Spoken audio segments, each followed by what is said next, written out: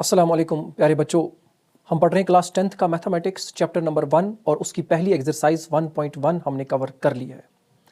Exercise 1.2 शुरू करने से पहले दो थ्योरम्स पढ़ना लाजमी है, theorem number 1.2 and theorem number 1.3। Theorem 1.3 कभी समझ आ ही नहीं सकती है अगर ना हमने थ्योरम 1.2 ना कर ली, और एक्सरसाइज कभी समझ ही नहीं आ सकती है अगर आपने ये दो थ्योरम्स छोड़ दिए। इन दो थ्योरम्स में से थ्योरम 1.3 मोस्ट इंपॉर्टेंट थ्योरम है जेके बोर्ड ऑफ स्कूल एजुकेशन के बोर्ड एग्जाम के लिए बहुत बहुत इंपॉर्टेंट है। पहली थ्योरम 1.2, सबसे पहले स्टेटमेंट को समझना है। स्टेटमेंट को पढ़ लेंगे, स्टेटमेंट को समझेंगे एक एग्जाम्पल के साथ। स्टेटमेंट है let p be a prime number if p divides a square then p divides a where a is a positive integer। अगर p एक प्राइम नंबर है, प्राइम नंबर बेटा उन नंबर्स को कहते हैं जिनमें खाली और खाली दो फैक्टर्स होंगे, वन एंड इटसेल्फ। अगर p एक प्राइम नंबर है और ये p डिवाइड करता है a स्क्वायर को, यानी कि a स्क्वायर जो है it is divided by p, then ये गिवन है, ये स्टेटमेंट कह रहा है कि a स्क्वायर को डिवाइड करने वाला है यही prime number p, then p divides a, तो p जो है ये a को भी डिवाइड कर लेगा। मतलब a स्क्वायर को अगर कोई प्राइम नंबर डिवाइड करता है तो उस नंबर से अगर स्क्वायर को हटा दिया जाए और जो बेस रहती है उसको भी वही नंबर डिवाइड करेगा, वही p डिवाइड करेगा। ये स्टेटमेंट कहता है, और a कह रहा है कि एक पॉजिटिव इंटीजर है। इसको सॉल्व करें। सॉल्व करने से पहले एग्जाम्पल से इसको समझने की कोशिश करेंगे। मेरे पास है a स्क्वायर, उसको डिवाइड कर रहा है p। पहला स्टेटमेंट, हमें प्रूव करना है कि a को भी यही p डिवाइड करेगा। तो दो चीजें हैं मेरे पास, ये वाली चीज जो है ये गिवन है और ये हमें प्रूव करना है। दिस स्टेटमेंट इज गिवन, इस स्टेटमेंट को प्रूव करना है। अब एग्जाम्पल से प्रूव करेंगे। फर्ज करो मैंने लिया 6 का स्क्वायर, यानी कि जहां a स्क्वायर है वहां मैंने लिया 6 स्क्वायर, और इसको डिवाइड करते हैं किसी प्राइम नंबर से और वो प्राइम नंबर मानते हैं 2, इक्वल टू 6 का स्क्वायर बनता है 36, इसके डिवाइड में 2 है। जब 36 को 2 से डिवाइड किया जाता है तो आंसर आ रहा है 18। मतलब यह हुआ कि 2 ने 36 को कंप्लीटली डिवाइड किया। दूसरी बात, अब इस स्क्वायर को हटाना तो a की जगह में 6 लेता हूं और प्राइम नंबर वही रहेगा, डिवाइड में 2 रहेगा, इक्वल टू जब 6 को 2 से डिवाइड किया जाएगा तो आंसर क्या आएगा 3। मतलब यह पता चला कि अगर जो प्राइम नंबर a स्क्वायर को डिवाइड कर रहा है वही a को भी डिवाइड कर रहा है। ये एग्जांपल से हमने समझा कि 6 स्क्वायर को 2 ने डिवाइड किया, 6 को भी 2 ने डिवाइड किया। यह थ्योरम है। अब एग्जामिनेशन पॉइंट ऑफ व्यू से देखा जाए तो क्या यही लिखा जाएगा वहां पर? नो। किस तरह लिखना है वो मैं दिखाऊंगा। इसको मैं हटाता हूं, ये सिर्फ और सिर्फ एग्जाम्पल थी।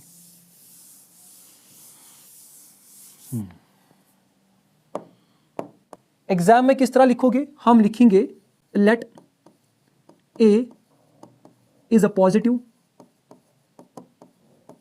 Integer, comma then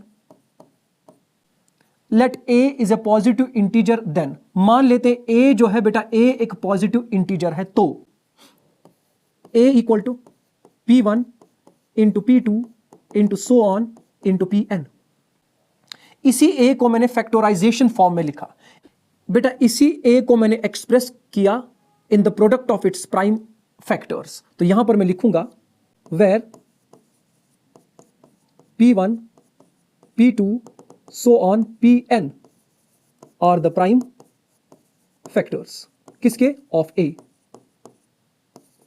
a। ये प्राइम फैक्टराइजेशन क्या बताती है कि p अगर a का प्राइम फैक्टर है तो p a को डिवाइड करता है। उसके बाद now squaring on both sides, comma we gate.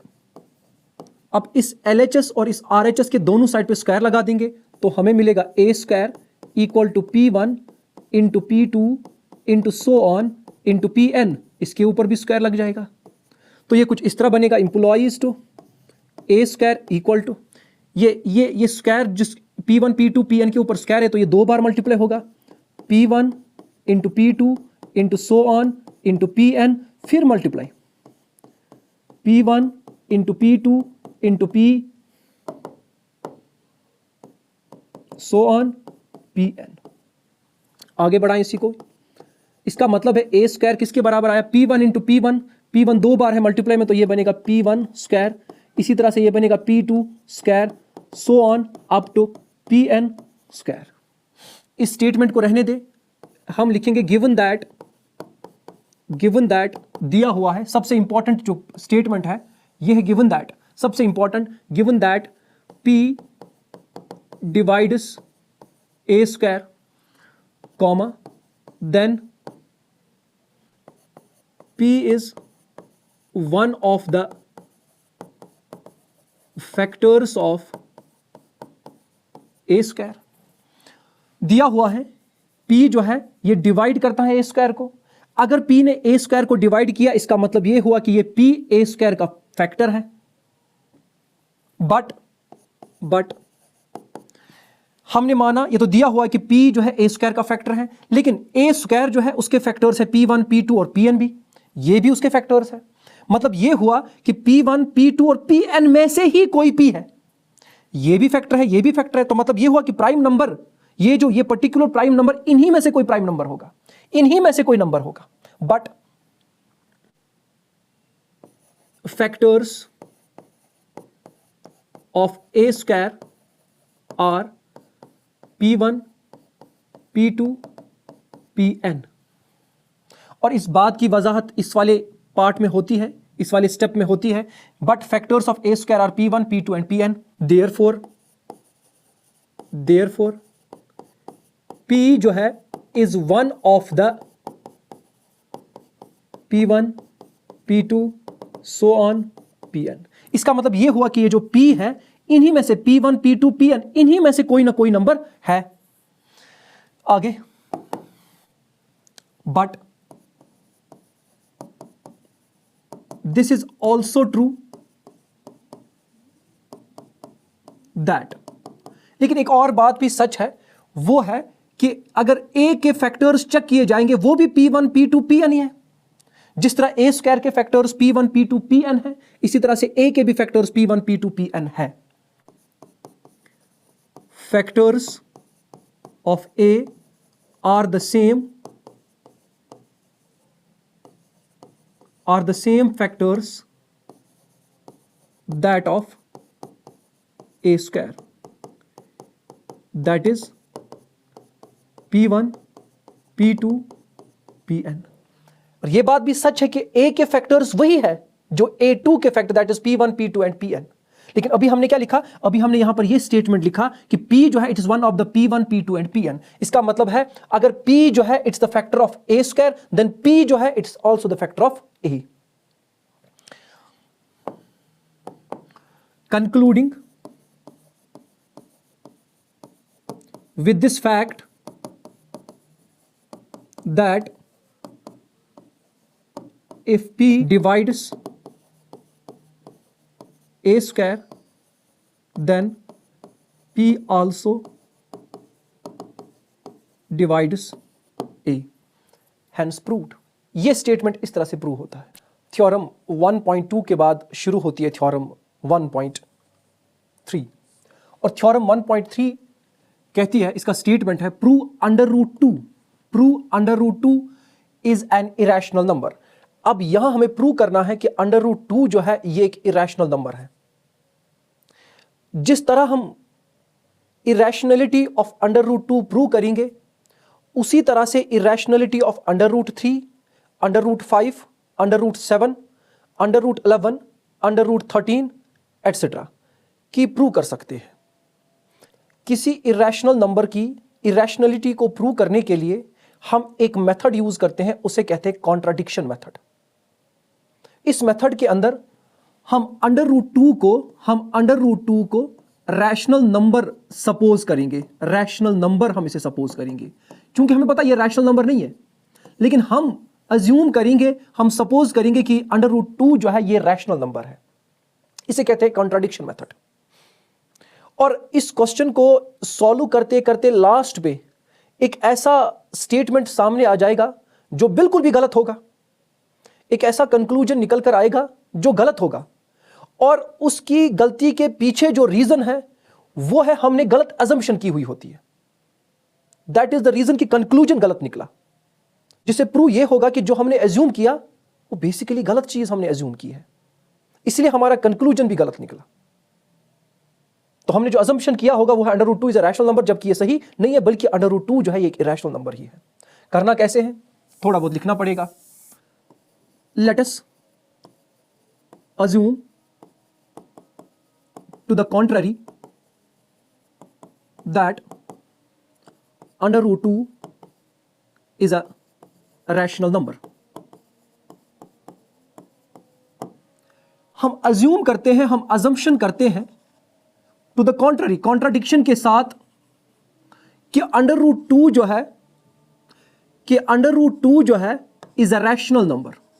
यह हमने माना, यह हमने assume किया, लेकिन यह contradiction है कि √2 जो है यह एक रैशनल नंबर है। अगर √2 रैशनल नंबर है तो it should be in the form of p/q, that means √2 is equal to p/q, where p and q are integers but q is not equal to 0, it should not be equal to 0। यह हमने rational number की definition में पढ़ा हुआ है। अब p numerator में है, q डिनोमिनेटर में है, और दोनों के दोनों इंटीजर्स हैं। लेकिन यह पॉसिबिलिटी भी है, देयर इज ए पॉसिबिलिटी कि इस p और इस q के अंदर कॉमन फैक्टर्स होंगे। यस, पॉसिबिलिटी है कि इस p और इस q के अंदर कॉमन फैक्टर्स होंगे, लेकिन p न्यूमरेटर में है और q डिनोमिनेटर है, तो ऊपर और नीचे में जो कॉमन फैक्टर्स है वो कैंसिल होते हैं। अब कैंसिलेशन के बाद यहां ना तो p रहेगा ना q रहेगा, यहां कुछ और नंबर आ सकता है। यानी कि कैंसिलेशन के बाद हम लेते हैं कि √2 जो है it is equal to a/b। और बेटा a और b ऐसे दो नंबर्स होंगे, ऐसे दो इंटीजर्स होंगे जिनमें कोई कॉमन फैक्टर अब नहीं है, क्योंकि उनकी हमने कैंसिलेशन की हुई है। और वो दो नंबर्स जिनमें कोई कॉमन फैक्टर नहीं होता है सिवाय 1 के, उन्हें हम कहते हैं को प्राइम्स। ये सबसे इंपॉर्टेंट स्टेटमेंट है इसका, उसे कहते हैं को primes.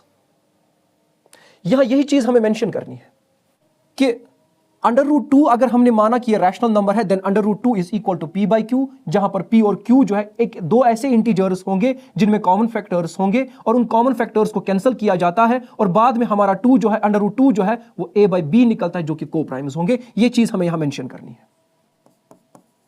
Therefore √2 is equal to p/q, where p and q are integers but q is not equal to 0।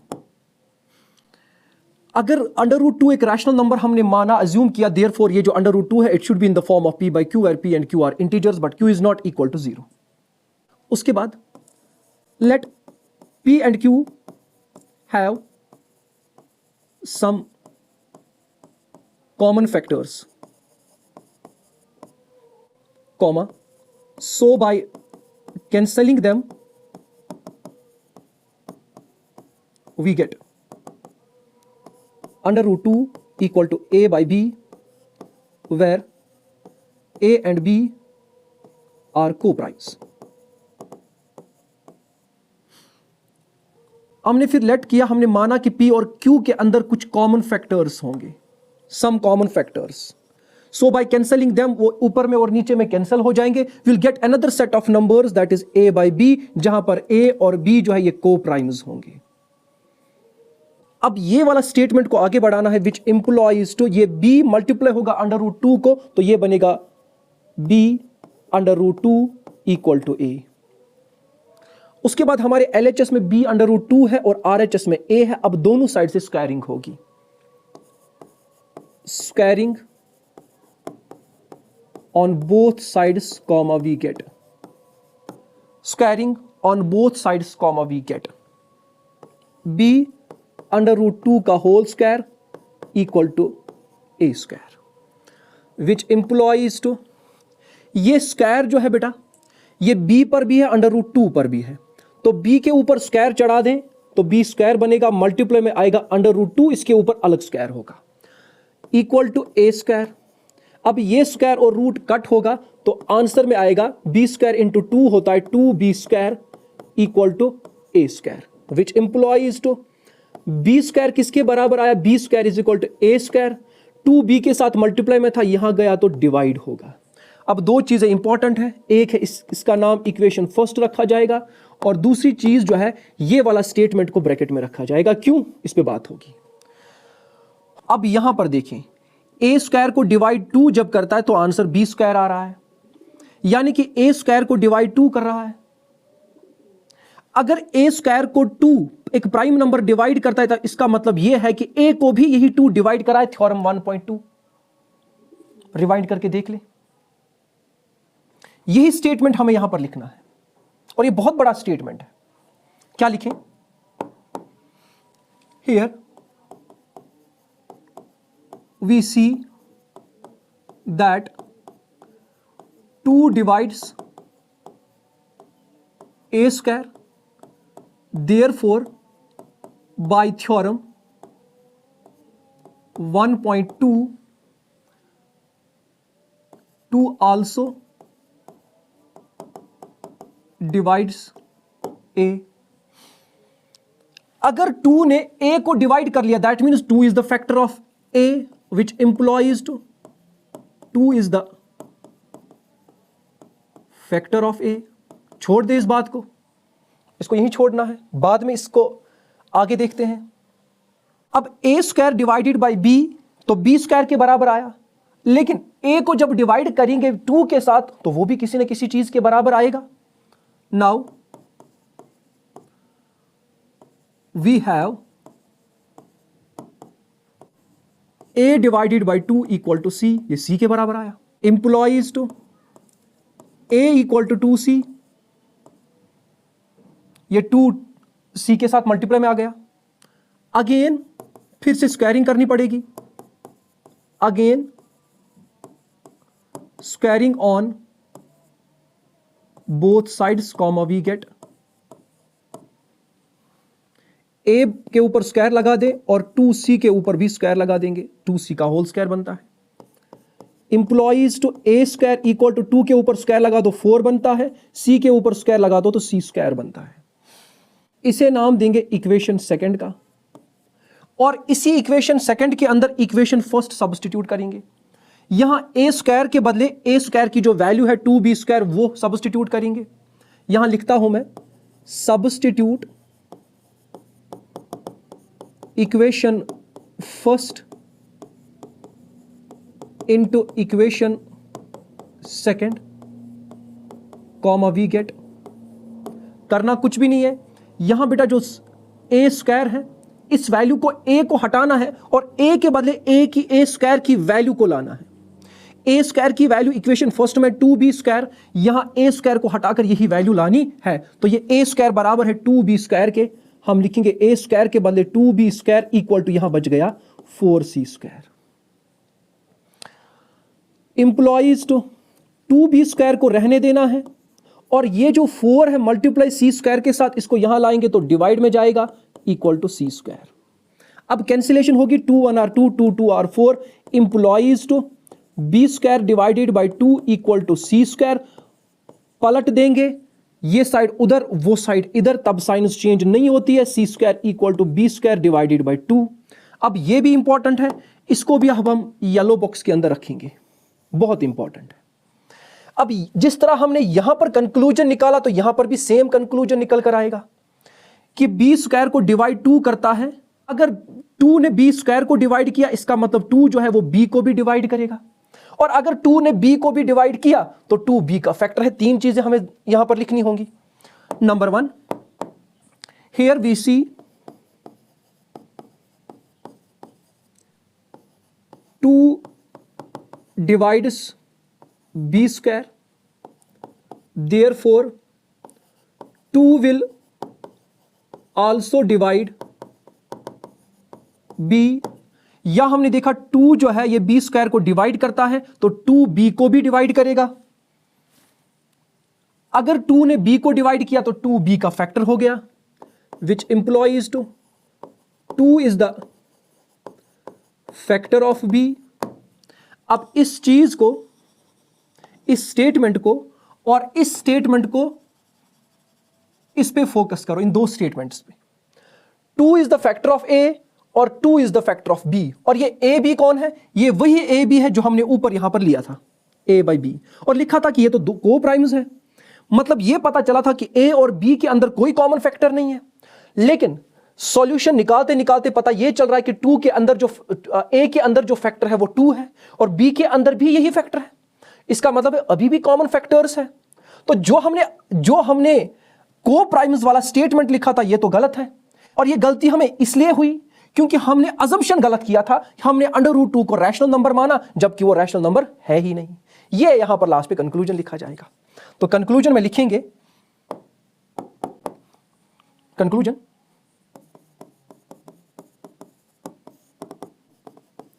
Here it is concluded that 2 is the common factor of a and b, comma, which contradicts the fact that a and b are co-primes. This contradiction arises of our wrong assumption that √2 is a rational number. Therefore, it is certain now that √2 is an irrational number. अब बिल्कुल यही mechanism रहेगा exercise 1.2 में, जिसमें हमें prove करना होगा √3, √5, √7 और बाकी चीजें भी, बाकी नंबर्स को भी प्रूव करना है, लेकिन तरीका यही रहेगा। हम कंट्राडिक्शन मेथड यूज करेंगे और आगे बढ़ेंगे। देखने के लिए बहुत बहुत शुक्रिया। अस्सलाम वालेकुम व रहमतुल्लाह।